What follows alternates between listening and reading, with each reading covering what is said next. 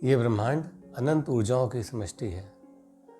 इन अनंत ऊर्जाओं में से जो शुभकारी ऊर्जाएं हैं मानव मात्र के लिए, उन्हें जब इस्तेमाल करना आ गया तो ये जानिए कि सफलताएं आपके कदम चूमेंगी। इस ब्रह्मांड की नदी में आपको तैरना आ गया, अर्थात आप इन ऊर्जाओं को आकर्षित करना सीख गए। इस सूत्र को जानते ही आप सफलता के मार्ग पर चल पड़ेंगे। आपकी दैहिक, दैविक और भौतिक तीनों प्रकार की इच्छाएं पूर्ण होने लगेंगी। थोड़ा क्लिष्ट है दैहिक, दैविक, भौतिक। इसको आसानी से समझने के लिए 18 हिस्सों में इन्हें हम जानेंगे। ये 18 प्रकार की इच्छाएं ही नहीं हैं। हमारा भवन, जो हमारा वास्तु है, ये भी 18 हिस्सों में बटा हुआ है और एक एक हिस्सा एक एक इच्छा से जुड़ा हुआ है। जैसे ही हम सीख जाते हैं कि किस हिस्से को कैसे एक्टिवेट करना है, वैसे ही उस हिस्से से जुड़ी हुई हमारी इच्छा और भावना हमें उस प्रकार की इच्छा को पूर्ण करने के लिए सहयोग करने लगती है। जिसे कहते हैं कि सारी कायनात जुट जाएगी आपकी इच्छा पूरी करने के लिए, जब आप पूरे मन से और उन सूत्रों को फॉलो करेंगे। अब जाने ये 18 इच्छाएं क्या हैं और ये 18 हिस्से क्या हैं। 18 इच्छाएं हमारी इस प्रकार से हैं, जैसे मनी एंड अपॉर्चुनिटी। ये अक्सर सबसे पहली इच्छा लोगों से पूछो तो वो इसी को बयान करते हैं। साहब क्या चाहिए? साहब हमें धन चाहिए। फिर क्या चाहिए? स्वास्थ्य चाहिए। क्या चाहिए? सोशल रिकग्निशन चाहिए और हमारा एक अच्छा घर हो, हमारा परिवार हो, हमारी संतति अच्छी हो, हमारा प्रेमपूर्ण जीवन, हमारा अच्छा प्रेमी मिले हमें, जो कि हमारा जीवन साथी हो। इस प्रकार की इच्छाएं हमारे मन में रहती हैं और इन इच्छाओं को हम वास्तु के माध्यम से बहुत आसानी से पा सकते हैं। आज का हमारा विषय है लव लाइफ और मैरिज। देखिए, स्त्री और पुरुष, शक्ति और शिव, यिन और यांग, ये दो हिस्से हैं और ये एक दूसरे के पूरक हैं। इसके बिना एक अकेला हो जाता है, सूना हो जाता है। शायद यही कारण है कि हमारे अंदर से दूसरे साथी की खोज प्रारंभ होती है। स्त्री है तो पुरुष की खोज प्रारंभ होती है, पुरुष है तो स्त्री की खोज प्रारंभ होती है। हमें ऐसा लगता है कि जब हमारा जीवन साथी मिल जाएगा तो हमारा जीवन पूर्ण हो जाएगा। तो इस पूर्णता की चाहत के लिए एक समय आता है जीवन में जब इंसान दौड़ने लगता है। उसे लगता है कि उसके एक अच्छा जीवन साथी मिल जाए। वास्तु का इस पे बड़ा प्रभाव है। इस बात को अगर आप समझ गए तो आप जादू की तरह अपने उद्देश्यों को पा जाएंगे। इस वीडियो के अंत में मैं कुछ जादुई फॉर्मूले बताऊंगा। ये ऐसे सूत्र हैं जो आपको लगेगा कि कैसे ये हो गया, जादू की तरह होता जाएगा आपका काम। पहले हम लोग भवन के उन 4 हिस्सों के बारे में बात करेंगे जो इससे संबंधित हैं। सबसे पहला कोना भवन का साउथ ईस्ट कॉर्नर, यह वीनस का कोना है। वीनस अर्थात प्रेम की देवी। शुक्र का कोना भी इसे कहते हैं। ये प्रेम से संबंधित है और जीवन की ऊर्जाओं से भी जुड़ा हुआ है।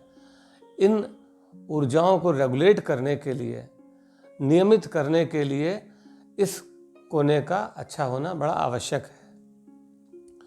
दूसरा कोना, यदि आप मैरिड हैं या आप किसी अच्छे साथी की तलाश में हैं, तो वो है नैऋत्य कोण अर्थात दक्षिणी पश्चिमी कोना, साउथ वेस्ट कॉर्नर।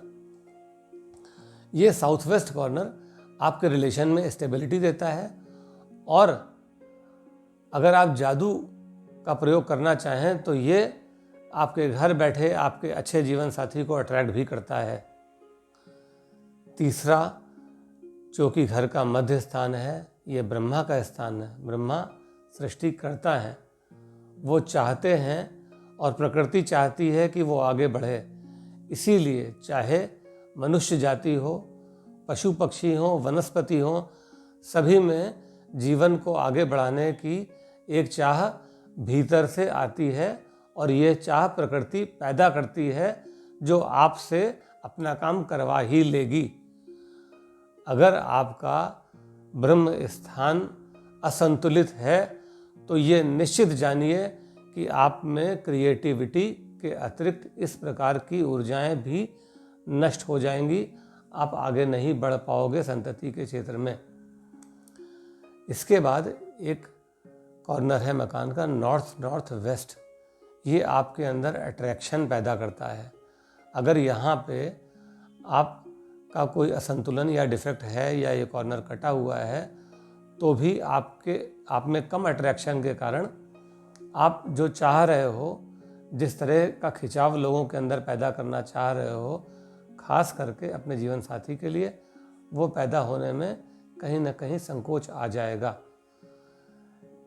इन चारों स्थानों को एक एक करके कैसे संतुलित करना है उसके बारे में कुछ छोटे छोटे सूत्र हैं। जैसे पंच तत्व का संतुलन दक्षिण पश्चिम कोने के पृथ्वी तत्व को संभालेगा। वो ऐसे संभालेगा कि पृथ्वी तत्व को नष्ट करने वाले दो तरह के एलिमेंट हैं, एक तो जल तत्व, दूसरा धातु या आकाश तत्व। यदि साउथ वेस्ट कॉर्नर पे मेटल, धातु या आकाश तत्व की अधिकता हो गई है तो यह कमज़ोर हो जाएगा, या यहाँ पर जल तत्व की अधिकता हो गई है तो ये नष्ट होने लगेगा। यह अग्नि को नष्ट करेगा। अग्नि पैदा करती है पृथ्वी को, पृथ्वी तत्व को अग्नि पैदा करती है, ये उसका पेरेंट एलिमेंट है। उस पेरेंट एलिमेंट को जल तत्व नष्ट करता है, इसलिए जल तत्व को यहाँ पर बहुत सावधानी से प्रयोग करना पड़ेगा। अब हम आते हैं आपके बेडरूम के वास्तु पर। जब आप बेडरूम में जाएं तो एक एक चीज़ बहुत बारीकी से देखनी पड़ेगी। आपके बेड के ऊपर कोई बीम ना हो, कोई मिरर आपके बेड को देखता हुआ ना हो, आपका सर दक्षिण या पूर्व की दिशा की ओर रहे तो आपके स्वास्थ्य की ऊर्जाओं के लिए अच्छा होगा। और साथ ही साथ जल तत्व से बचना होगा बेडरूम को।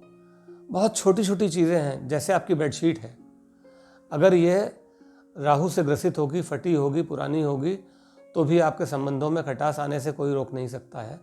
इसलिए बेडशीट का शुक्र तत्व से जुड़ा होना जरूरी है। ये शानदार होनी चाहिए, भले इसमें थोड़ा खर्चा ज़्यादा हो जाए, उसकी आपको चिंता नहीं करनी चाहिए, क्योंकि कितना थोड़ा खर्चा होगा।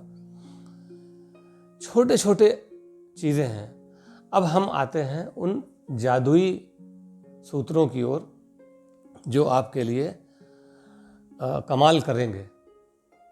जैसे लॉ ऑफ अट्रैक्शन ये कहता है कि यदि आप अपने लिए जीवन साथी की तलाश कर रहे हैं तो आप जिस प्रकार का जीवन साथी चाहते हैं उस तरह के जीवन साथी को अपने घर के दक्षिण पश्चिमी कोने में या अपने बेडरूम के दक्षिणी पश्चिमी कोने में उसकी तस्वीर रखें।